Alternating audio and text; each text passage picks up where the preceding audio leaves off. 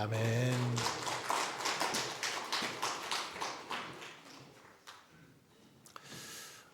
어느 도시에 아주 유명한 화가가 있었습니다. 그는 평생 동안 수많은 그런 그림을 그렸지만 그의 대표작은 아직 완성되지 않았습니다. 사람들은 만약에 그 사람의 그 그림이 완성이 되면 굉장히 큰 그런 가치가 있을 것으로 그렇게 기대했습니다.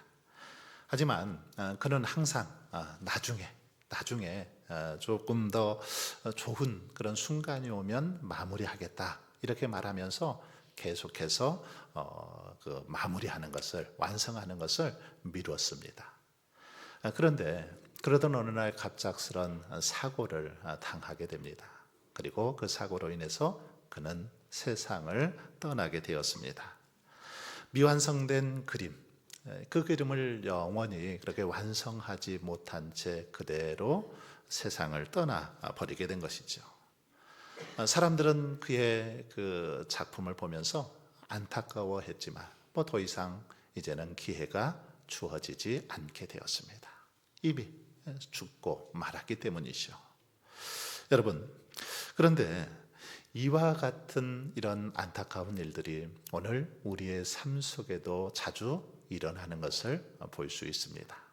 하나님께서는 우리에게 많은 기회를 주시지만 그 기회를 잊어버리고 그만 놓쳐버릴 때가 많이 있더라는 것입니다.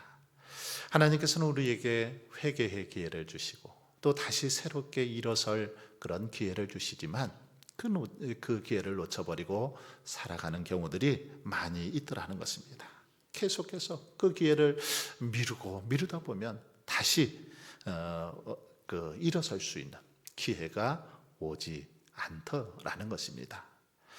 오늘 본문은 우리 성도들에게 하나님의 종말론적인 심판이 이르기 전에 회개할 것을 촉구하고 있는 그런 메시지입니다. 만일 우리가 회개하지 않으면 주님은 멸망할 것이다 라고 아주 힘있게 그렇게 강조하고 경고하고 있는 걸 볼 수 있습니다.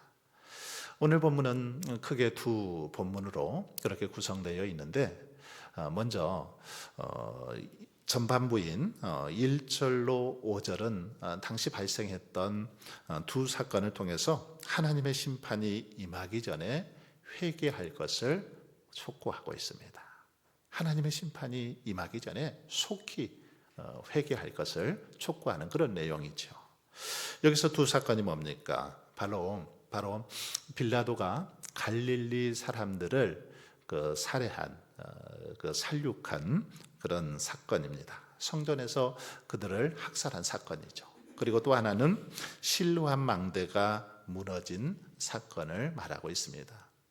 먼저 1절에 보시면 그때 마침 두어 사람이 와서 빌라도가 어떤 갈릴리 사람들의 피를 그들의 제물에 섞은 일로 예수님께 아뢰었다라고 그렇게 기록하고 있습니다. 이것은 갈릴리 사람들이 빌라도에 의해서 살육을 당했던, 살해당했던 사건을 말하죠.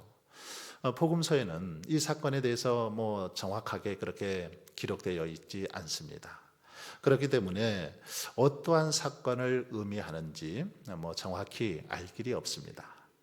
다만 우리는 전승에 의하면 예수님 당시에 유대 총독이었던 빌라도가 예루살렘에 보다 이 많은 물을 공급하기 위해서 수로 건설을 제안합니다. 큰 이런 수로를 건설해서 물을 끌어오려고 했던 거죠. 그러면서 이제 이 수로를 건설하는 데 필요한 자금을 바로 성전 헌금에서 충당을 하자고 그렇게 말합니다. 왜요? 그 이유는 성전에서 이렇게 제물을 드릴 때, 제사를 드릴 때 어느 곳보다도 많은 물을 사용하기 때문이었습니다. 예루살렘 성전에서 이렇게 가축들을 잡아서 제물을 드릴 때 성전에서 많은 물을 사용했기 때문에 수로를 만드는 데 있어서 좀 성전에서 충당해 주면 좋겠다라는 거죠. 어쩌면 뭐 일면 어느 정도 이렇게 합리적인 타당한 제한처럼 보이기도 합니다. 하지만 유대인 가운데 일부 갈릴리 사람들은 이것에 대해서 전혀 못마땅하게 여겼습니다. 아니 어떻게 성전의 그 헌금을 이런 수로를 만드는데 사용할 수 있느냐? 그럴 수 없다라고 강하게 일어나면서 그 무장 봉기를 일으켰습니다. 갈릴리 사람들이 흥분해서 무장 봉기를 일으키죠. 그러자 빌라도 총독은 군사들을 풀어서 그들을 학살합니다. 그들을 죽이죠. 그리고 경고의 의미로 이제 그들의 피를 성전 제물에다가 섞어버린 그런 일들이 일어났습니다. 바로 오늘 본문은 이 사건을 이야기하고 있는 것입니다. 그리고 또 실로암 망대 사건이란 앞에서 말한 수로를 지키기 위해서 이렇게 세워놓았던 이 실로암 망대, 이 망대가 무너져서 그만 18명이 죽은 사건을 말합니다. 여러분, 그런데 이렇게 모든 재난의 그 원인을 죄의 결과로 보았던 유대인들, 그들은 이 두 사건에서 죽은 사람들, 이들은 다른 사람들보다 더 많은 죄를 지었기 때문에 벌을 받아서 죽은 것이다, 이렇게 생각을 했습니다. 이들이 죽은 것은 저들이 죄를 많이 지었기 때문에 벌 받아 죽은 거다, 이렇게 생각했다라는 것입니다. 그러나 예수님께서는 오늘 본문에서 그러한 유대인들의 잘못된 인과론적인 어떤 형벌관, 심판관을 지적하시면서 누구든지 회개하지 않으면 이와 같이 너희들도 멸망하리라고 그렇게 말씀하십니다. 누구든지 회개하지 않으면 이런 심판을 받게 된다라는 것입니다. 즉 그들이 재난을 당한 것은 재난을 당하지 않은 사람들보다 죄가 더 많아서 그런 것이 아니라 하나님 앞에서 회개하지 않았기 때문이라는 것입니다. 죄를 지었으면서도 회개하지 않았기 때문에 그 죄 때문에 심판을 받은 것임을 말씀하고 있습니다. 다시 말하면 성전에서 학살을 당하고 실로암 망대가 무너져 죽은 것은 그들의 죄가 다른 사람보다 많아서가 아니라 그들이 지은 죄를 회개하지 않았기 때문이라는 거죠. 죄를 짓고도 회개하지 않았기 때문에 이런 심판을 받았다라는 것입니다. 예수님은 이 말씀을 통해서 죄를 짓고도 회개하지 아니하면 이와 같이 반드시 하나님의 심판을 받을 것을 강조하셨습니다. 여러분 그렇습니다. 죄를 짓고도 회개하지 않으면 반드시 그의 죄로 말미암아 심판을 받고 멸망을 당하게 되어 있습니다. 성경은 이 사실을 우리에게 분명하게 가르쳐주고 있습니다. 이스라엘 역사 또한 우리에게 이러한 사실을 잘 보여주고 있는 걸 볼 수 있습니다. 그리고 이 말씀은 유대인에게만 국한되지 않습니다. 유대인에게만 국한되는 것이 아니라 모든 사람, 모든 죄인들에게 다 해당되는 말씀입니다. 여러분, 예나 지금이나 어떤 사건이 발생하면 사람들은 자기 나름대로의 관점으로 그것을 해석하는 경우가 많이 있습니다. 그래서 자기 나름대로 이러쿵저러쿵 여러 가지 말을 하죠. 하지만 오늘 본문에서 본문은 우리가 세상에서 일어나는 모든 사건을 어떤 관점에서 바라보아야 하는지를 우리에게 가르쳐주고 있습니다. 어떠한 관점에서 이 일들을 우리가 바라보고 해석해야 되는지를 가르쳐주고 있다라는 거죠. 여러분, 우리 인간들은 근본적으로 어떻습니까? 굉장히 이기적이고 또 교만한 존재들이죠. 본질적으로 그러한 존재들입니다. 이기적이고 교만한 존재죠. 특히 이러한 사실은 오늘 말씀처럼 어떤 사건이 발생했을 때 사람들이 보이는 반응을 보면 쉽게 알 수 있습니다. 예를 들어서 어디선가 큰 재난이 한번 발생했다고 가정을 해보십시오. 어떤 큰 일이 일어났을 때 한번 생각을 해보십시오. 그러면 사람들은 자기 자신과 관계되었을 경우에는 어떻게 반응합니까? 왜 이런 좋지 않은 일이 내게 일어났느냐며 흥분하기도 하고 원망하기도 하고 불평하기도 합니다. 하지만 그 일이 다른 사람들에게 일어나면 어떻습니까? 나와는 전혀 상관없다는 듯이 아무런 관심도 보이지 않습니다. 심지어 어떤 사람들은 이러한 사건에 대해서 당연하다는 듯한 그런 태도를 보이면서 오히려 그들이 이렇게 불행을 만난 것은, 그들이 큰 사고를 당한 것은 죄가 있기 때문이다. 그들이 잘못해서 그런 벌을 받는 것이다 라고 그렇게 비난하고 조롱하기도 하는 것을 볼 수 있습니다. 특히 유대인들은 이러한 시각을 지금 많이 가지고 있었습니다. 이런 시각으로 사람들을 보았다라는 거죠. 그래서 그들은 누군가 불행한 사건을 당하면 즉각적으로 인과응보론적인 그런 시각을 가지고 그 사람들이 죄를 지었기 때문이다, 그 사람들이 잘못했기 때문이다 라는 식의 정죄를 하곤 했습니다. 욥기에 등장하는 욥의 친구들은 바로 그런 대표적인 예라고 할 수 있습니다.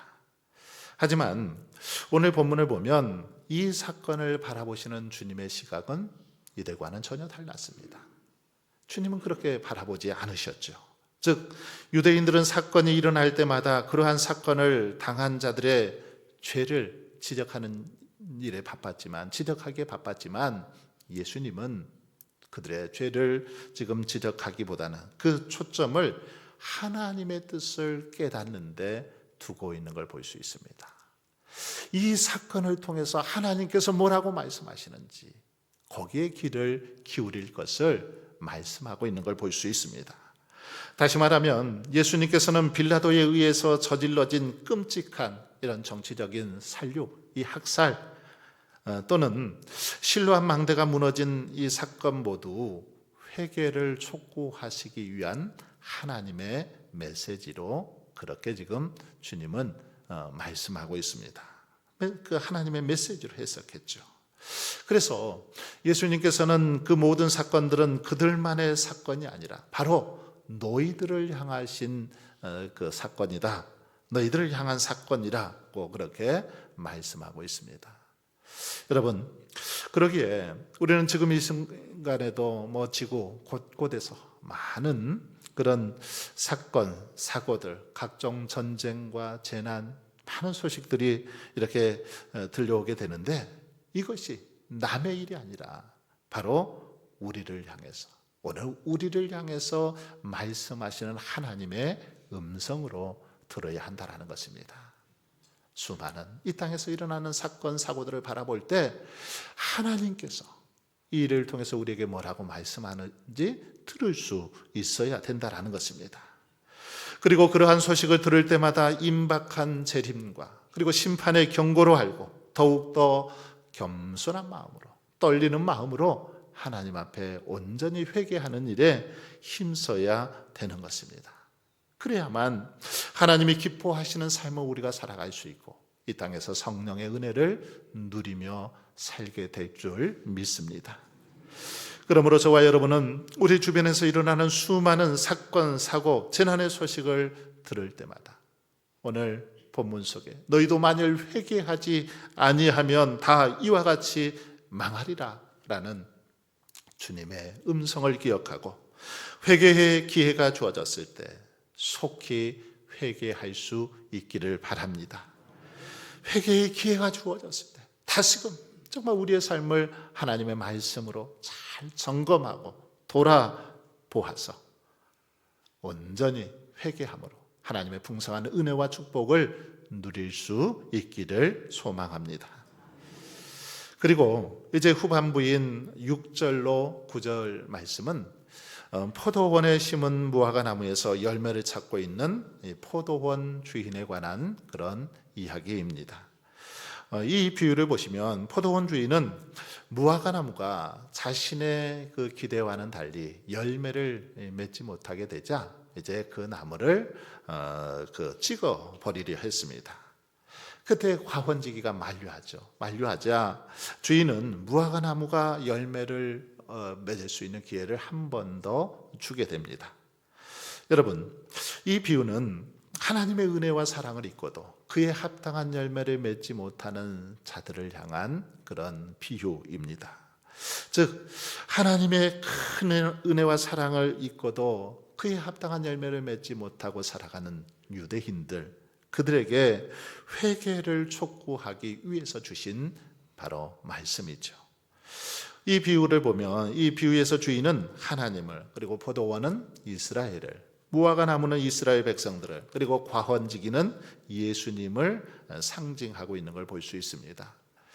그런데 6절과 7절을 보시면 포도원 주인은 포도원에 무화과 나무를 심어놓고 이후 3년 동안 매년 와서 열매를 그렇게 찾았습니다.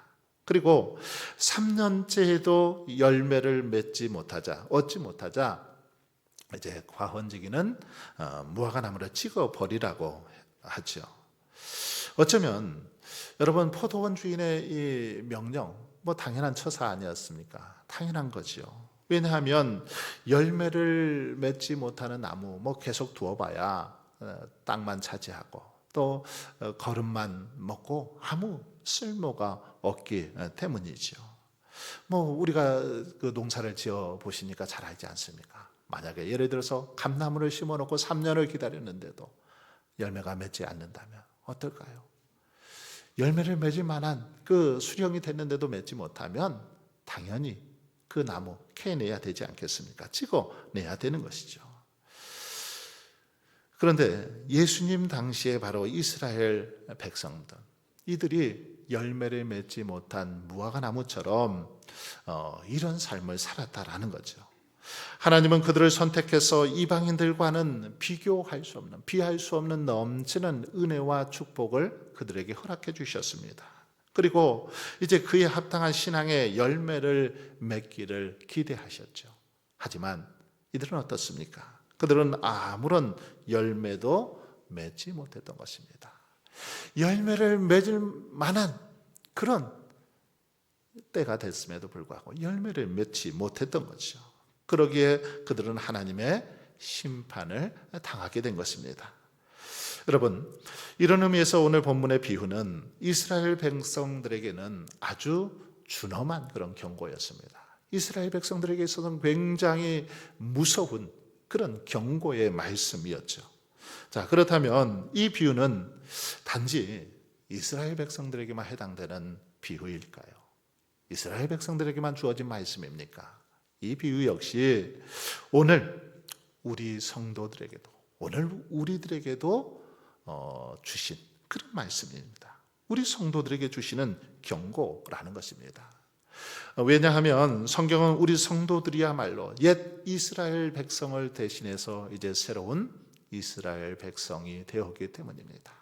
예수 그리스도를 구주로 믿고 하나님의 자녀, 하나님의 백성이 되었기 때문이죠. 실제로 하나님은 우리들에게 세상의 사람들에게 베풀지 않은 많은 은혜를 우리에게 허락해 주셨습니다. 우리는 하나님의 큰 축복, 큰 은혜를 누리며 살아가고 있습니다. 그런데 그럼에도 불구하고 열매를 맺지 못한다면 어떻겠습니까? 그러기에 우리는 이러한 주님의 비유를 통해서 하나님은 우리에게 베푸신 은혜에 상당한, 은혜에 부응하는 그런 열매를 찾으신다라는 사실을 깨달아야 합니다. 그리고 열매를 맺지 못하는 것에 대해서 두려워할 줄 알아야 하죠. 하지만 그럼에도 불구하고 우리 성도들 가운데는 이러한 두려움 대신 오히려 하나님이 주신 축복을 자랑거리로만 삼는 경우들이 많이 있습니다. 열매는 맺지 못한 채 오히려 받은 은혜만, 축복만 자랑거리로 삼더라는 거죠. 그러나 여러분, 진정 우리가 물어야 할 것은 내가 얼마나 축복을 받았는가가 아니라 과연 나는 받은 축복에 상응하는, 받은 축복에 합당한 그런 열매를 맺고 있는가, 이것에 대해서 우리는 살펴볼 수 있어야 됩니다. 이것이 바로 성숙한 성도의 모습이기 때문입니다. 따라서 저와 여러분은 축복을 받으려고만 하지 말고 우리가 받은 축복에 합당한 삶을 살아가고 있는지 다시 한번 이 말씀을 통해서 우리의 삶을 점검해 볼 수 있기를 바랍니다. 그리고 축복을 받을수록 이제 교만하지 않고 정말 두렵고 떨리는 마음으로 더 겸손한 모습으로 이에 합당한 열매를 맺도록 최선을 다할 수 있기를 바랍니다. 그래서 날마다 은혜에 정말 상응하는 열매를 통해서 하나님께 영광 돌리는 저와 여러분 모두가 되시기를 바랍니다. 여러분, 우리 하나님은 오래 참고 기다리시는 그런 분이시죠. 하지만 그 기다림이 영원하지만은 않다라는 사실을 오늘 본문은 우리에게 보여주고 있습니다. 7절, 8절은 포도원 주인과 과원지기 사이에 이렇게 오고 간 대화를 기록하고 있죠. 이미 살펴본 대로 여기서 포도원 주인은 하나님을, 그리고 과원지기는 중보자 되시는 예수 그리스도를 상징합니다. 그런데 여기 보면 포도원 주인은 이렇게 3년을 기다리면서 무화과 나무에서 열매를 구합니다. 그러다가 3년이 지나도 열매를 얻지 못하자 과원지기에게 이 무화과 나무를 찍어버리라고 합니다. 이때 과원지기는 주인에게 한 해만 더 달라고 그렇게 요청을 하죠. 한 해만 더 기회를 달라고 요청을 하고 합니다. 그리고 자신이 무화과 나무가 열매를 맺도록 잘 돌보겠다고 하죠. 자기가 열심히 걸음도 주고 관리도 하겠다라는 것입니다. 여러분, 우리는 여기서 아주 중요한 사실을 발견하게 됩니다. 바로 죄인들을 향한 하나님의 마음이죠. 죄인들을 향한 하나님의 마음, 하나님의 인내를 여기서 우리는 살펴볼 수 있습니다. 여러분, 포도원 주인은 3년간이나 무화과 나무에서 열매를 찾았다고 했습니다. 일반적으로 무화과 나무는 심은 그 해에 열매를 바로 맺는 것이 아니라 보통 한 3, 4년은 기다려야만 열매를 맺을 수 있습니다. 따라서 주인은 나무를 심고 적어도 3, 4년은 이렇게 관리하는데, 그 나무가 잘 자라는데 그렇게 열심히 최선을 다했을 것입니다. 거름도 주고 관리도 잘 해주었을 것입니다. 그리고 이렇게 기다린 후에 비로소 이제 열매가 맺을 만한 때에 열매를 찾기 시작했을 것입니다. 그리고 이제 열매 없이, 그럼에도 이렇게 한 해, 두 해 기다렸지만 열매가 없이 한 3년이 지났을 때는 생각해 보면 무화과 나무를 심을 때로부터 최소 6년이나 한 7년 정도는 지났을 때라는 거죠. 그런데 이처럼 이렇게 오랫동안 기다리면서 가꾼 무화과 나무에서 그것도 3년이나 아무런 열매를 찾지 못했다라는 점을 생각하면 어떻습니까? 주인의 허탈감이 굉장히 컸을 것입니다. 3년 동안 해마다 열매를 찾았지만 열매가 없는 그 나무를 바라보면서 그동안의 수고, 그동안의 노력에 비해서 허탈감이 굉장히 컸을 것입니다. 그러나 여러분, 여기서 우리를 감동케 하는 것은 과원지기의 지금 간청이죠. 즉 이토록 오랫동안 기다림에도 불구하고 열매를 맺지 못한 그런 나무에도 불구하고 이제 나무가 지켜버릴 운명에 처하자 과원지기는 그럼에도 불구하고 한 번 더 기회를 달라고 지금 호소하고 있다라는 것입니다. 그것도 손수 땅을 파고 거름을 주는 수고까지 마다하지 않으면서 그렇게 요청하고 있는 모습을 볼 수 있습니다. 여러분, 바로 이러한 모습은 예수 그리스도께서 저와 여러분을 구원하시기 위해서 수고하고 애쓰시는 그런 모습을 잘 보여주고 있습니다. 한 사람을 바로 세우기 위해서, 한 영혼을 구원하시기 위해서 애타게 그렇게 수고하고 애쓰시는 모습을 잘 보여주고 있는 것입니다.